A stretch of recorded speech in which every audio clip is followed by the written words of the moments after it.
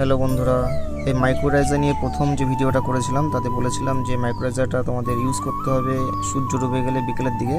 এই কারণটা হচ্ছে কি, এই মাইক্রোরাইজারটা হলো একটা ব্যাকটেরিয়া কলোনি, ইনঅ্যাক্টিভ ব্যাকটেরিয়া, যেগুলো গাছের সংস্পর্শে জল পেলে ব্যাকটেরিয়াগুলো অ্যাক্টিভ হয়ে গাছের শিকড়ে তারা তাদের বংশবিস্তার করে এবং তাদের একটা যে সার্কেল আছে সার্কেলটাকে তারা বজিয়ে রাখতে গাছ থেকে খাবার শোষণ করে, আর নিজেরাও বেঁচে থাকে এবং গাছকে তারা তাদের ভিটামিন বা যে মাটিতে পড়ে থাকা যে খাবারগুলো আছে সেগুলো সংগ্রহ করতে সাহায্য করে।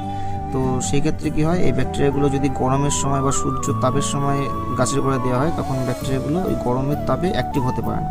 সেই কারণে এটাকে একটা নর্মাল টেম্পারেচারে বা 30 ডিগ্রি টেম্পারেচারের নিচে মাটি ঠান্ডা যখন থাকবে তখন এগুলোকে গাছের গোড়ায় দিলে এরা অ্যাক্টিভ হতে খুব তাড়াতাড়ি অ্যাক্টিভ হয়ে যায়।